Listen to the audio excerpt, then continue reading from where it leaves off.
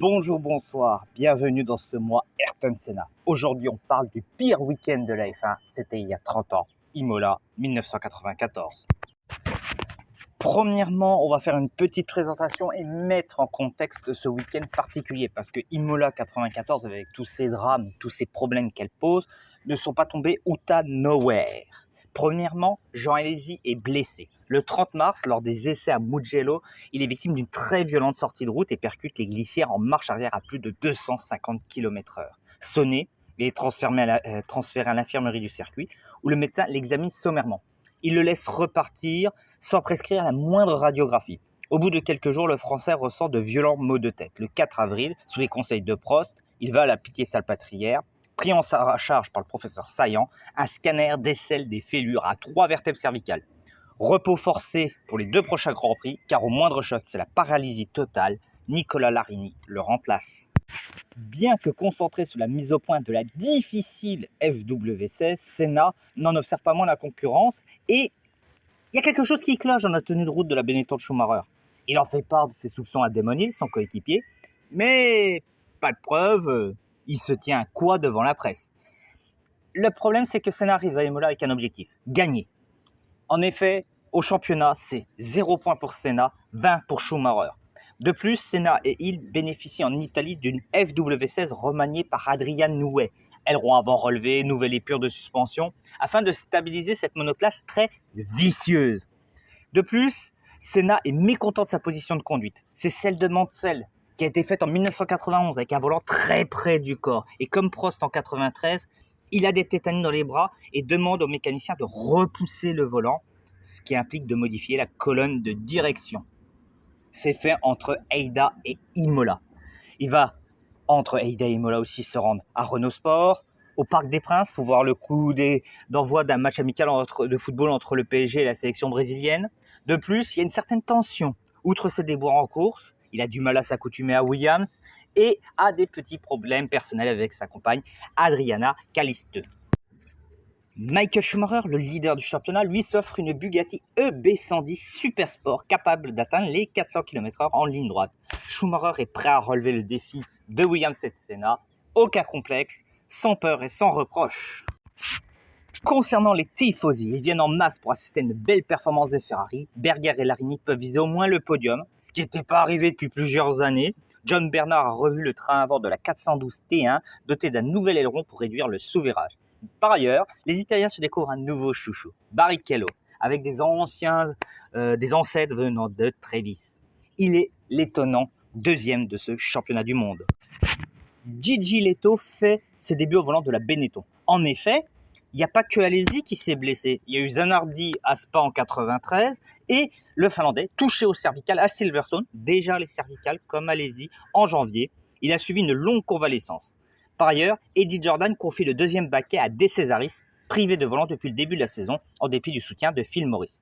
Et oui, Eddie Irvine a été suspendu parce qu'il a provoqué un très gros accident qui aurait pu être dramatique au Grand Prix du Brésil 1994 et il ne va revenir qu'au Grand Prix d'Espagne.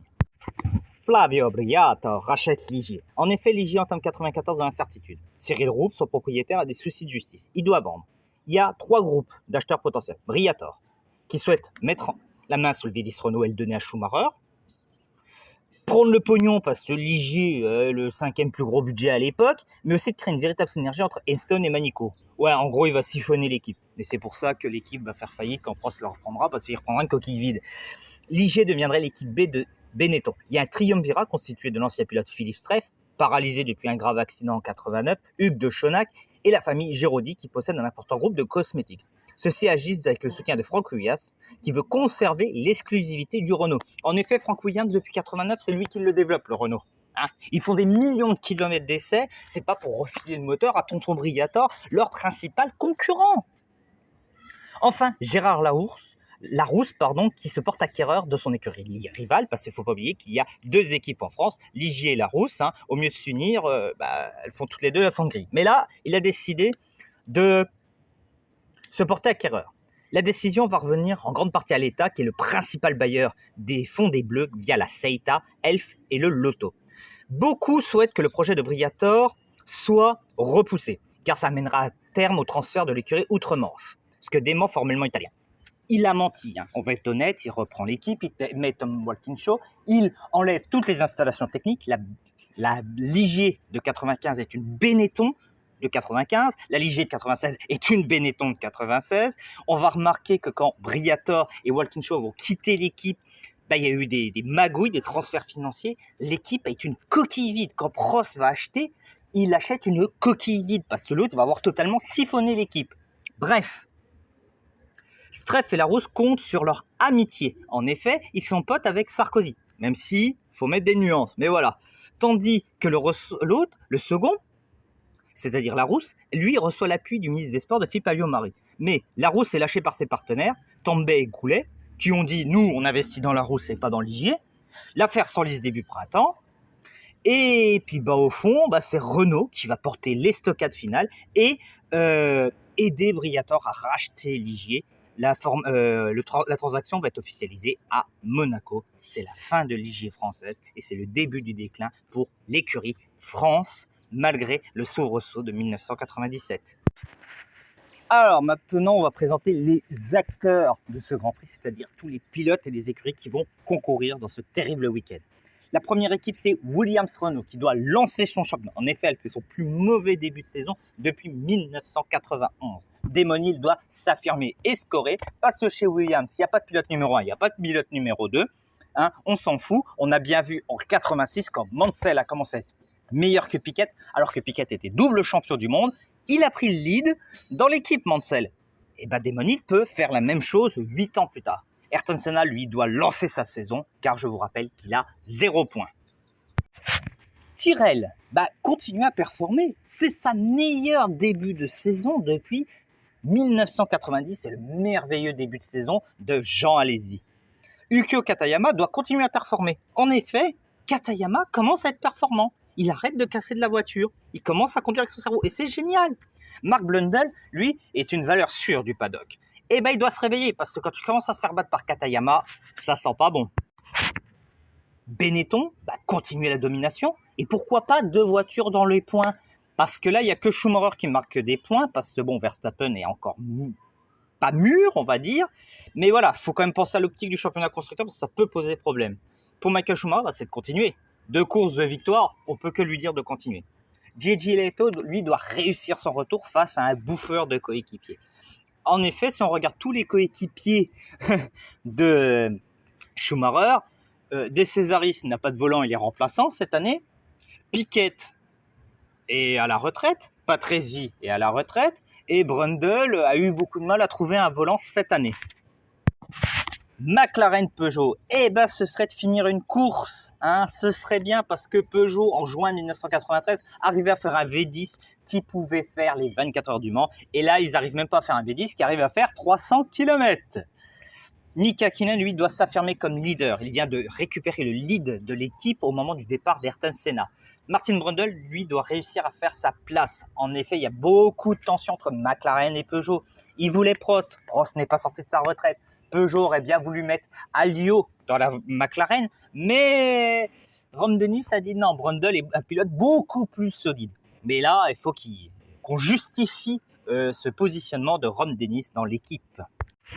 Footwork, lui, doit continuer à performer. La voiture est plutôt bien née, il y a des performances. C'est la même chose pour Christian Fittipaldi, un jeune pilote très talentueux qui doit continuer à performer pour espérer monter un petit peu en grade parce que c'est pas en conduisant des Minardi ou des Footwork qui va arriver à être champion du monde. Gianni Morbidelli, lui, doit performer car littéralement Fittipaldi est en train de le dominer. Lotus, elle doit attendre la Lotus 109. Elle a encore le châssis de l'an dernier, elle n'a pas beaucoup de pognon et une voiture pas très performante. Pedro Lamy, lui, est un jeune pilote qui doit encore beaucoup apprendre. Johnny Herbert, lui, doit attendre, faute de mieux. C'est un pilote très talentueux. Malheureusement, il s'est blessé en Formule de promotion, ce qui a gêné sa progression en Formule 1. Et malheureusement, en 1994, c'est un habitué des équipes de fond de grille. Jordan doit continuer. Elle fait son meilleur début de saison de sa jeune histoire. Le moteur Hart est certes pas une foudre de guerre, mais il est efficace et fiable. Rubens Barrichello doit continuer. Il est la révélation de 1994 et beaucoup voient en lui l'héritier d'Ayrton Senna. Ayrton Senna est le présent, Barrichello est le futur. Andrea De Cesaris, lui, doit se placer, on ne sait jamais. Il a quasiment 200 grands prix d'expérience, Marlboro comme sponsor, donc il a du fric, il a de l'expérience. S'il performe pas trop mal avec la Jordan, bah pourquoi pas se placer sur un volant. On sait que les baquets bougent beaucoup à cette époque, hein, avec des histoires de budget, de blessures ou de réorientation de carrière. Larousse, elle doit continuer. Elle a marqué des points à Aida. De plus, à Imola en 1993, Philippe Alliot avait réussi à accrocher une magnifique 5e place. Donc ça s'était bien passé, donc voilà. Olivier Beretta, lui, doit continuer à apprendre le métier. C'est un tout jeune pilote qui vient de débuter au Grand Prix du Brésil. Eric Comas, le leader de l'équipe, un pilote français très talentueux, mais qui n'a jamais réellement eu le matériel pour exprimer son talent, lui doit continuer à performer. Il porte réellement l'équipe Larousse. Minardi, elle doit attendre la M194. Elle est encore avec le châssis de 93. La fusion avec la Scuderia Italia, bon, ça n'a pas provoqué de grands effets, mais voilà. Que ce soit Pierluigi Martini ou Michele Alboreto, c'est des pilotes qui ont plus d'une centaine de grands prix d'expérience et quasiment, pour Alboreto, quasiment 15 ans d'expérience en Formule 1. 13, il a débuté en 81. Martini en a 10 ans d'expérience. Donc, faire jouer l'expérience sur une course qui peut être longue, physique et complexe. Ligier. Eh ben, l'enjeu, ça va être d'attendre leur preneur parce que là, ils ont encore le châssis de 93. Pas de pognon, pas d'avenir, pas d'espoir. Donc voilà, il faut attendre un repreneur pour que le ciel s'éclaire. Eric Bernard, lui, doit se réacclimater à la Formule 1. En effet, il est revenu après son terrible accident au Japon en 91 où il a tapé de face et que des éléments de la suspension lui ont littéralement ravagé les jambes. Donc, il doit se réhabituer à courir. Olivier Panis, lui, doit apprendre. Le champion de F3000 1993 doit apprendre à maîtriser ces bêtes qui sont la Formule 1. Ferrari. On est en Italie, donc performer. Hein. Même si c'est le Grand Prix du Saint-Marin, c'est l'Italie, c'est les tifosi, il faut performer. Il faut envoyer. La Ferrari est le châssis le mieux fait de Ferrari depuis 1990. Nicolas Larini, lui, se place, on ne sait jamais. Hein. Qui sait, peut-être que Jean Todt va vendre son moteur à une équipe B dans quelques temps. Donc, s'il peut performer et obtenir un volant comme ça, on ne sait jamais. Gerhard Berger, qui est, en attendant le retour d'Alesi, le véritable leader dans l'équipe, lui doit continuer à performer. Il ne fait pas un si mauvais début de saison que ça. Sauber, elle doit continuer. L'ensemble châssis-moteur est assez fiable, tient assez la route. Donc voilà, il faut que ça continue. Karl Wendlinger, grand espoir autrichien, lui doit faire gaffe. En effet, après de très bonnes performances sur March en 92 et avec Sauber en 1993, là, il commence à se faire un petit peu secouer par Frentzen, donc il faut qu'il se réveille parce que là, il va y avoir des soucis. Enz-Harald Frentzen, lui, doit continuer. Il a fait des débuts convaincants dans la catégorie Rennes. Simtech. L'objectif des deux dernières équipes, Simtech et Pacific, est le même, se qualifier. Il y a 26 places sur la grille, 28 voitures, et c'est les 4 plus mauvaises. Donc, ils doivent continuer. Mais l'ensemble a l'air d'être beaucoup plus qualitatif que chez Pacific. Concernant David Brabham, c'est se qualifier. Il y est arrivé tous les grands prix depuis le début de la saison, donc il n'y a pas foncièrement d'inquiétude. Concernant Roland Ratzenberger, il va falloir qu'il se qualifie. Il est déjà arrivé à Aida. Et surtout, trouver des sponsors parce qu'il doit lui rester quoi aller. Le budget pour faire encore 2-3 courses. Et il ne faut pas oublier qu'il y a beaucoup de pilotes qui tapent à la porte, notamment Montermini et le français Jean-Marc Goudon, soutenu par le fonds de tabac alloué par le ministère des Sports. Pacific, alors l'enjeu c'est de survivre. C'est de survivre, honnêtement, parce que là c'est une catastrophe. La voiture est très, très, très mal faite. C'est une merde finie. Ils ont copié la Benetton 93, mais ils l'ont copié, c'est-à-dire ils ont pris une planche à dessin, ils l'ont redessiné. Le problème, c'est qu'aérodynamiquement, elle ne tient pas la route, le moteur est pourri, la boîte de vitesse est pourrie, le châssis est à la rue. Donc pour Paul Belmondo, ça va être de ne pas trop se faire poutrer. En effet, Paul Belmondo est un homme très sympathique. Mais en Formule 1, il a la fâcheuse tendance de se prendre des grosses fessées déculottées par ses coéquipiers. Donc là, il va falloir y aller doucement. Pour Bertrand Cachot, ça va être de se qualifier. Il y est déjà arrivé quelques fois avec ce châssis très difficile, donc why not? Le circuit. En effet, je vous ai présenté des acteurs, le contexte. Maintenant, on va parler un petit peu du circuit. C'est le circuit Imola, Enzo et Dino. En 1952, les essais sur la piste, une fois les travaux terminés, sont effectués dès le 19 octobre 1952. C'est une vieille piste. Il y a des grands pilotes qui participent à ces essais. Ascari, champion entre 52 et 53. Farina, le premier champion du monde de Formule 1. Et Villoresi, sur Ferrari, entre autres. En 53, première course, une course de moto, le Grand Prix de Coni. En 1963, la Formule 1 sur Imola, un Grand Prix hors championnat, mais remporté par un grand pilote, Jim Clark, lui aussi, comme Senna, mort en course. Ferrari ne participe pas à cette première course. Il va y avoir une vaste restauration dans les années 70, en effet les circuits vont évoluer. On a compris assez tardivement que des arbres, des poteaux, des talus, c'est pas ce qu'il y a de mieux pour la sécurité. Donc voilà.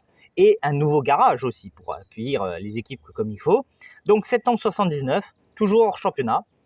Il y a toutes les équipes qui sont présentes et c'est Niki Lauda qui gagne sur Brabham, sa dernière victoire avant sa première retraite entre 79 et 82. 1980, la F1 s'installe définitivement à Imola, où elle restera pendant plus de 25 ans. En effet, elle va disputer le Grand Prix d'Italie. Parce que Monza, ils ont dû faire des modifications, parce que la ligne droite, il y avait eu un accident mortel, Ronnie Peterson, donc il fallait faire des travaux. L'excellence a été atteinte en 81, premier Grand Prix de Saint-Marin. En 88, Drake, Enzo Ferrari meurt et le nom actuel, Enzo et Dino Ferrari, est mis en place, augmentant le précédent de 1968 qui portait le nom de Dino, le fils d'Enzo, mort d'une maladie précocement. Les essais commencent en ce week-end printanier. Vendredi après-midi, Barrichello entame la première séance qualificative, parce qu'à l'époque, il y a 2 séances et c'est le meilleur temps qui est retenu. Satisfait de ses réglages, il achève à fond son premier tour chronométré. Il entame la variante Bassa, il arrive vite, trop vite sur cet enchaînement, monte sur ses freins, mais se trouve sa mauvaise trajectoire. Il heurte un trottoir à la corde du premier droit. Déséquilibré, il perd le contrôle de sa Jordan et ne peut pas aborder le virage qui suit. Lancé à 200 à l'heure, la voiture décolle sur le vibreur, parce que c'est même pas des vibreurs, c'est des catapultes. Extérieur, il percute les câbles du grillage, surmontant le mur de protection, catapulté dans les airs, 2 tonneaux couchés sur le flanc. Boum! En quelques secondes, les commissaires retournent la Jordan accidentée. Entre parenthèses, regardez les images, ils l'ont retournée, mais vraiment comme des gros sacs. Donc, le professeur Sid Watkins, assisté du docteur Giuseppe Piana et de leurs collègues secouristes, débarque. Barrichello est inerte dans son cockpit, le visage en sang. Par bonheur, il n'est que KO. Son ami Senna, très inquiet, se rend immédiatement nouvelle. Il ne tarde pas à rassurer la presse. Barrichello subit une batterie d'examens et souffre seulement d'un traumatisme crânien bénin, d'une fracture du nez et de contusions multiples au dos. Le lendemain matin, Barrichello est déjà de retour sur le circuit, le bras en écharpe. Et il doit sa vie au fait qu'elle a rebondi sur les câbles, la voiture, ce qui a amorti le choc, ce qui a permis de dissiper l'énergie cinétique et qu'il ne prenne pas tout dans son corps. Samedi 30 avril, 13h15, deuxième séance de qualification. Ratzenberger lutte avec Paul Belmondo pour arracher la 26e et dernière place. En effet, il n'y a que 27 pilotes, Barrichello il ne court pas. Les choses se présentent plutôt bien. Il progresse, il améliore ses chronos. Dans son troisième tour, il escalade un vibreur à Aqua Minerale et endommage probablement sa calandre. On n'est pas sûr. Bref, il continue, il envoie la pâtée. Ratzenberger aborde la course Villeneuve en hommage à Gilles Villeneuve, pilote qui s'est tué en 1982, à 308 km/h, lorsque le volet gauche de son aileron avant s'envole. La Syntec est immaîtrisable. Elle est envoyée tel un boulet de canon contre le mur extérieur. Mur de béton, je tiens à le rappeler, impact terrible, avec un angle très important. La voiture glisse ensuite le long du rempart, elle s'immobilise peu avant Tozza. La coque a parfaitement bougé, mais tout le côté gauche a arraché, et il y a un gros trou au niveau du cockpit. Ratzenberger, dont la tête est balnaguée à chaque soubresaut, ne bouge plus. Drapeau rouge. Comme la veille, les médecins arrivent. Mais ils se rendent compte d'un truc, c'est que Ratzenberger, malheureusement, est déjà en arrêt cardiaque. Senna, effondré, réquisitionne un véhicule et se rend à Tozza pour comprendre ce qu'il est advenu. Parce qu'il veut comprendre pourquoi il y a eu un accident. Il est refoulé sans ménagement par les officiels, qui vont même lui infliger un blâme. Pendant ce temps-là, les médecins s'activent, pratiquant un massage cardiaque à même le sol. Ils l'ont sorti de la voiture, première chose qu'ils ont fait, ils l'ont réanimé. Malheureusement, il est mort sur le coup. Mais, parce qu'il y a un mais, la loi italienne stipule que si une épreuve est frappée d'un accident mortel, elle est interrompue. On annule le Grand Prix pour que la justice puisse faire son travail. Donc, il y a une solution qui a été trouvée, c'est de mettre Ratzenberger dans un hélicoptère et l'héliporter à Bologne, où sa mort est prononcée à 14h15. Il avait 34 ans comme Ayrton Senna et c'est un véritable honte de choc.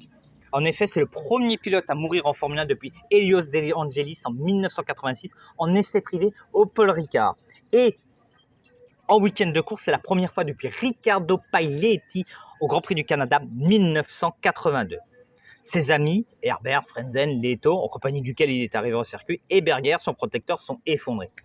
Les essais officiels vont reprendre, mais sans Senna, qui va littéralement s'effondrer en larmes quand Sid Watkins va lui annoncer le décès de l'Autrichien. Première ligne, Ayrton Senna, Michael Schumacher. Deuxième ligne, Gerhard Berger, Damon Hill. Troisième ligne, Gigi Leto, Nicolas Larini. Quatrième ligne, Heinz Harald Frentzen et Mika Häkkinen. Cinquième ligne, Ukyo Katayama, Karl Wendlinger. Sixième ligne, Gianni Morbidelli, Mark Blundell. Septième ligne, Martin Brundle, Pierluigi Martini. Huitième ligne, Michele Alboreto et Christian Fittipaldi. Neuvième ligne, Eric Bernard, Eric Comas. Dixième ligne, Olivier Panis, Johnny Herbert. Onzième ligne, Andrea de Cesaris et Pedro Lamy. Douzième ligne, Olivier Beretta, David Brabham. 13e ligne, Bertrand Gachot. Le malheureux Rustenberger avait obtenu le 26e temps. Il était qualifié pour participer à son deuxième Grand Prix. Le warm-up, alors la mort de Rustenberger va rappeler à tous que la Formule 1 est un sport dangereux. Mais on y avait un peu oublié parce que voilà, Patrese avait eu de gros accidents, il n'avait rien eu. Alboreto avait eu un accident, il n'avait rien eu. Comas avait pris un petit KO, mais rien de bien grave. Zanardi, c'était une petite commotion cérébrale. Ça va, on peut encore se faire mal, mais se tuer, ça n'arrive plus. Ça fait 8 ans que ça n'était pas arrivé. Senna est particulièrement troublé. Mais on ne sait pas trop. Est-ce qu'il a voulu prendre sa retraite? Est-ce que c'était un mal-être lié à d'autres problèmes? On ne saura jamais. Quoi qu'il en soit, dimanche matin, Senna a beaucoup réfléchi durant la nuit et il va remettre sur la table l'idée de refonder le GPDA, le Grand Prix Driver Association avec Berger, qui est une sorte de syndicat qui va voir les autorités fédérales du sport automobile pour leur expliquer. Bon, maintenant, pour la sécurité, nous, on sait ce que c'est nous qui nous prenons nos risques. Là, ce mur-là, il faut le modifier. Ça, il faut mettre des pneus ici. Voilà ce qu'à peu près il veut faire. Senna a des engagements aussi envers TF1. Il doit faire un tour commenté du circuit dans Automoto. Il va adresser ce message au tout début de ce tour. Avant de commencer, un salut spécial à mon cher ami Alain. Tu nous manques, Alain. Tu me manques, Alain. Prost est surpris et ému. Et on le voit bien, F1 la une, il a... Oui, bon. Tant qu'il n'y a plus de rivalité sous la piste, pourquoi pas être ami et tout ça. Mais il est un petit peu en mode, mais qu'est-ce qui se passe? On apprendra quelques temps plus tard que Ayrton n'arrêtait pas de l'appeler pour lui poser énormément de questions et parler beaucoup avec lui. Chez Simtech, Nick Wards a laissé David Brabham libre le choix de disputer la course. L'Australien hésite, mais il se dit « Bon, on va pas plus enfoncer l'équipe, je vais courir ». Au départ, Senna va s'élancer convenablement devant Schumacher, Berger et Hill. Leto cale depuis la 3e ligne. L'ami aveuglé par les autres monoplaces arrive à fond sur l'obstacle. Il braque tout à gauche mais percute Leto par l'arrière gauche. J'imagine même pas la violence du choc pour un mec qui a eu des blessures à la nuque, même d'un point de vue psychologique. Le choc est très violent.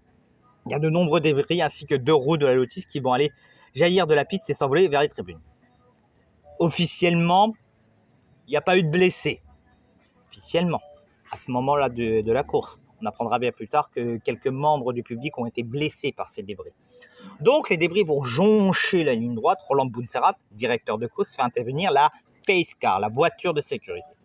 Si Leto et l'ami sont indemnes, comme je vous ai dit, 3 spectateurs et un policier vont être légèrement blessés par la roue folle provenant de la Lotus. Et là, la décision du safety car est très grave parce que les voitures vont continuer de rouler et avec le risque de rouler sous des débris et avoir des crevaisons. Le problème, c'est que si tu as une crevaison sur des virages comme Tamburello ou la Tozza où tu arrives à plus de 250, ça pue. Mais bon. Alors, les voitures vont se ranger derrière la Pace Car. Comas et Bernard entrent en contact. Le Martegal perd quelques places dans cette mésaventure. Au 5e tour, la voiture de sécurité éteint ses feux. Ça veut dire qu'elle va rentrer dans le tour suivant. Au 6e tour, le Pace Car s'efface. Touché par Bernard un peu plus tôt, Comas ressent des vibrations sur sa Larousse, ne prend aucun risque et rentre faire examiner sa voiture. Au 7e tour, Ayrton Senna aborde Tamburello à 300 km/h. Soudain, la Williams ne tombe plus.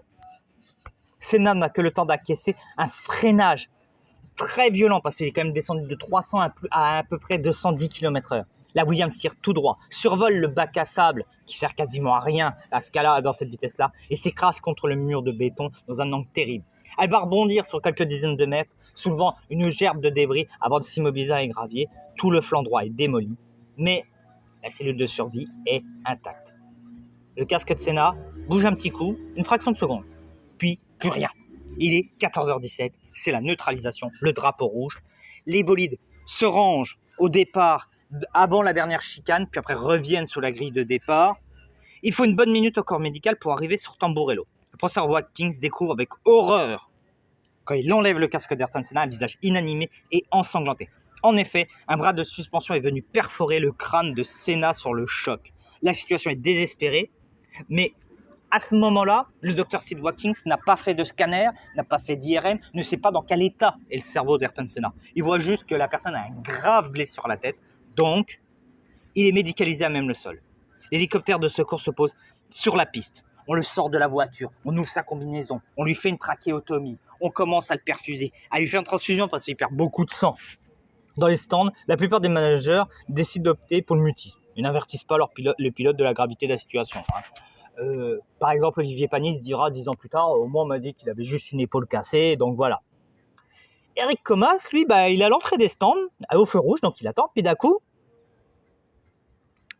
le feu passe au vert.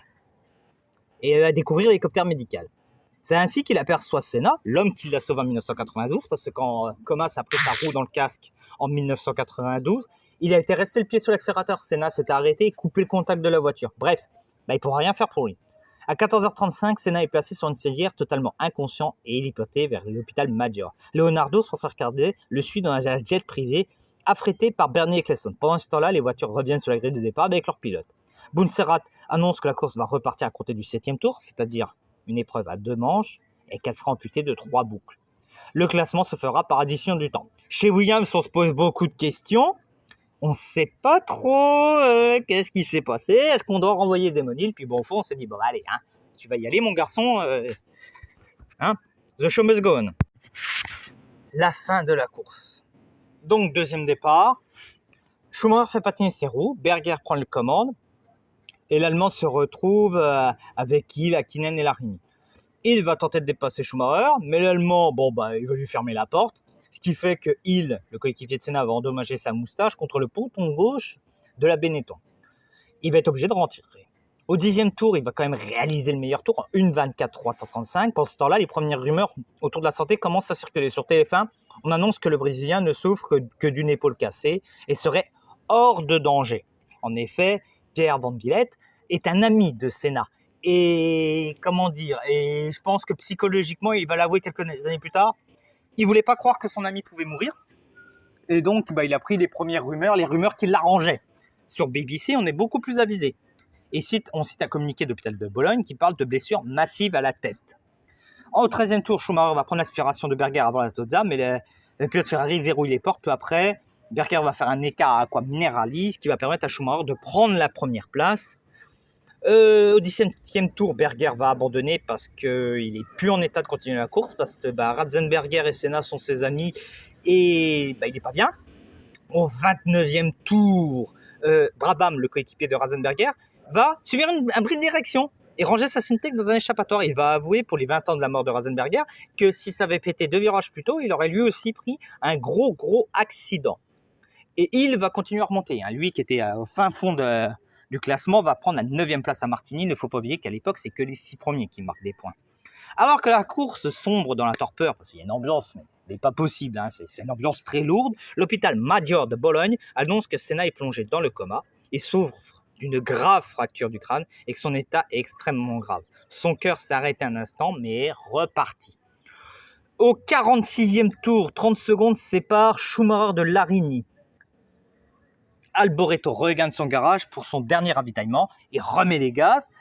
Le problème, c'est que sa roue arrière droite n'est pas bien fixée. L'écrou se désolarise et à la sortie des stands, il perd la roue.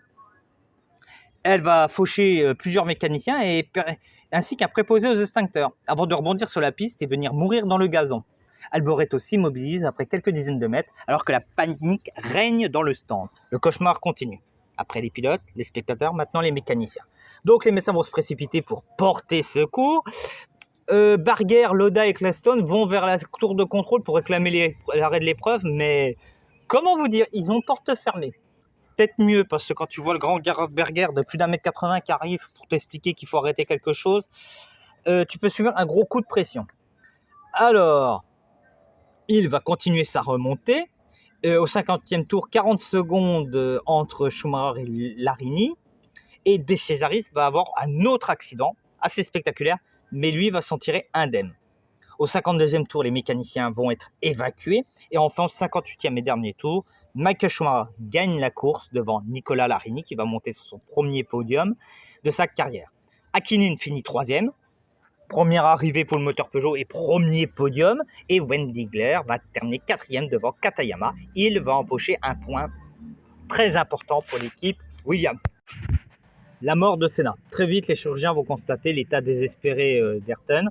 Le bras de suspension a transpercé son casque, a causé des dégâts irréversibles. À 18h, il est en mort cérébrale. À 18h40, après lui avoir fait son extrême-onction, il est déclaré officiellement décédé. Beaucoup de littérature sur les causes de son accident, mais on sait que c'est une rupture mécanique. Schumacher va le dire.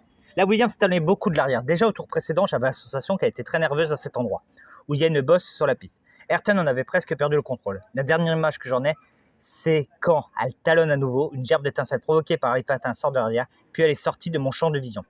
L'hypothèse, c'est une rupture de la colonne de direction. En effet, elle a été modifiée avant le Grand Prix, même si Williams va dire la rupture elle a eu lieu après l'accident. Mais c'est très difficile de savoir. Il y a des photos qui ont démontré aussi qu'il avait roulé sous des débris d'accrochage du départ. Donc, colonne de direction qui s'affaisse, plus crevaison, ça t'arrange pas, surtout quand tu prends un virage à plus de 300 km/h. Les hommages. La mort brutale de Senna suscite une vague de tristesse dans le monde entier. En effet, le champion est adulé par des foules énormes. Il laisse un vide immense. Et de nombreux fans vont cesser de regarder les Grands Prix, ou même de s'y intéresser. La justice italienne va lancer une enquête sur les circonstances du drame. Le circuit d'Imola est placé sous séquestre, comme tous les restes de la Williams. Frank Williams et Patrick Faure, au nom de leur firme, se mettent à la disposition des enquêteurs italiens. Jacques Lafitte va le dire au journal de France 2 de 20h qu'il n'y a pas de dialogue avec les autorités concernant la sécurité, que les voitures demandent trop, que ce soit sur les pièces mécaniques ou sur le corps des pilotes, et que c'est frustrant quand même de mourir sur une casse mécanique. Il a dit, tu te tues parce que tu as fait une faute. Bon, my bad, c'est ta faute. Mais quand c'est une rupture mécanique et que tu peux rien y faire, c'est dur. Alain Prost, lui, va parler au journal de 20h le 2 mai. Déjà, il ne voulait pas faire le journal, mais bon, contrat avec TF1, donc pas le choix. Il a fait des insomnies, il trouve que les voitures sont dangereuses, que les circuits n'ont pas évolué. Concernant le Brésil, bien sûr, ils vont célébrer la mémoire de son idole. C'est véritablement une idole. Le président va décréter un deuil de 3 jours, des obsèques nationales qui vont se dérouler le 5 mai. Le cercueil de Senna, recouvert d'un drapeau brésilien et de son casque jaune, est tout d'abord placé dans le salon d'honneur de l'Assemblée législative, où énormément de monde va venir rendre hommage. Frank Williams va rester prostré dans son fauteuil roulant. Adrian Callisto est tenu à distance. Très rapidement, la famille de Senna l'aime pas. Donc, autant dire que quand il n'y a plus Ayrton pour la défendre, ça va pas le faire. Et elle va encore plus saturer des problèmes quelques semaines plus tard en faisant des photos érotiques. Donc voilà, il y a aussi Patrick Faure, Christian de Constance qui représente Renault. Prost est venu et il va être enterré au cimetière de Murumbi, Ayrton Senna. La foule éplorée lance des fleurs et de confettis pour saluer l'enfant chéri entre le trajet entre l'assemblée et le cimetière. Le cercueil va être porté par ses amis Berger, Fittipaldi, Emerson et Christian Fittipaldi, son neveu, Boutsen, Prost, Barrichello, Damon Hill, Jackie Stewart, Michele Alboreto, Moreno, Herbert, Raoul Bossel, Pedro Lamy, Derek Warwick. Déjà, il y a beaucoup d'absents aussi. Bernie Ecclestone, on ne l'a pas voulu là-bas parce qu'il y a eu un souci. Quand je vous ai dit que le frère de Senna avait été à l'hôpital voir son frère dans l'avion d'Ecclestone, il y a eu incompréhension parce que Ecclestone a dit « Ayrton is hurt in head ». Head, la tête. Le problème, c'est que Leonardo a compris « Ayrton is dead ». Mort. Head, tête, dead, mort. Donc, il y a eu ce petit quiproquo. Senna est malheureusement mort et son principal rival au championnat, Schumacher, n'est pas là. Pourquoi ? Parce que Schumacher n'est pas bien. mais vraiment pas bien. Hein. Il a failli arrêter sa carrière, Michael Schumacher. Voilà. Piquet n'est pas venu. Bon, comme il s'aimait pas Piquet et Senna, voilà. Piquet n'a pas joué le faux cul de venir chialer sur son cercueil. Le 6 mai, on va enterrer Roland Ratzenberger avec une assistance beaucoup moindre, mais Max Mosley et Gerhard Berger qui vont faire l'aller-retour sont là. Donc, quelles réformes vont être prises immédiatement après Imola? Déjà, ça va être un choc, parce que c'est le pire week-end dans l'histoire de la Formule 1 depuis le Grand Prix de Belgique 1960 où 2 pilotes se tuent. Mais pour le moment, c'est l'heure du deuil au départ. Et il y a beaucoup d'hommages, beaucoup de littérature qui va être faite dessus. Mais il va y avoir aussi une polémique sur le fait que Mosley et Cleaston, les instances dirigeantes du sport, n'ont pas fait grand-chose pour la sécurité. Hein. Ils ont remis les ravitaillements, ils ont interdit les aides au pilotage. Ils ont réduit un petit peu la taille des pneus et les tailles des ailerons pour que les voitures aillent un petit peu moins vite. Mais techniquement, les voitures se retrouvent avec les mêmes contraintes au niveau pilotage qu'en 1990 sans les aides, mais avec des voitures qui sont 100, 150 chevaux plus puissantes. Donc ça pose énormément de problèmes. Hein. C'est surtout que c'est des accidents liés à des ruptures mécaniques et donc ça pose énormément de questions. Voilà. En plus, ça tombe dans un mauvais moment. La fédération a subi un contrôle fiscal. Mosley va dire, moi j'ai convoqué des pilotes pour des réunions. J'ai convoqué Berger. Ouais, t'as convoqué Berger, mais il n'a pas voulu venir. Ouais, t'as convoqué Ayrton Senna. Oui, tu crois que Senna, il a des bons rapports avec la FIA depuis ce qui s'est passé dans les années début des années 90? Ah ouais, t'as convoqué Alain Prost. Alain Prost à qui t'as pas voulu donner la super licence parce qu'il t'a mal parlé, parce que il t'a frustré comme un gros bébé. Ah ouais, ils sont pas venus. Ouais, peut-être parce qu'ils peuvent pas te blairer, mec. Ou peut-être parce que ta façon de faire leur plaît pas. Voilà. Donc, le président de la FIA ne prend pas la mesure que l'opinion publique est traumatisée et attend des mesures fortes et concrètes. Parce que face à un truc comme ça, il faut taper du poing sous la table. Il y a quelques idées pour diminuer les performances des voitures. On va un petit peu réduire la vitesse dans les stands. Voilà. Mais quasiment rien comme réforme. On se cache derrière le fait que oui, mais pour réformer, il faut l'avis des équipes. Oui, mais pour réformer, va falloir faire attention à ceci, cela. Les mecs sont tétanisés, ils ont peur de faire quelque chose. Johnny Reeve, très grand journaliste, va dire « Si une catastrophe se produit en principauté, le prochain Grand Prix, les responsables fédéraux pourront se regarder dans un miroir au moment de chercher des responsables. Si tout se passe bien, ils pourront remercier le sort. » En conclusion, il y a 30 ans, s'est passé le pire week-end de l'histoire de la Formule 1. Il y a eu énormément de drames, énormément de problèmes et énormément de questions qui vont se poser. Malheureusement, après ce week-end, rien ne se fera. C'est 15 jours plus tard, quand Karl Wendlinger aura un grave accident et finira dans le coma, que la bataille pour la sécurité va véritablement être lancée. Grâce à cette bataille, beaucoup de pilotes auront la vie sauve, jusqu'à Jules Bianchi en 2015. Nous rendons aussi hommage à ce très grand pilote qui manque énormément à la Formule 1 et aux fans, ainsi qu'à Roland Ratzenberger et à Ayrton Senna, des pilotes, aussi des hommes passionnés qui ont payé du prix de leur vie, leur passion. J'espère que cette vidéo vous a plu. Si elle vous a plu, vous pouvez le faire savoir par les différents canaux. Je vous souhaite une bonne fin de journée. Au revoir.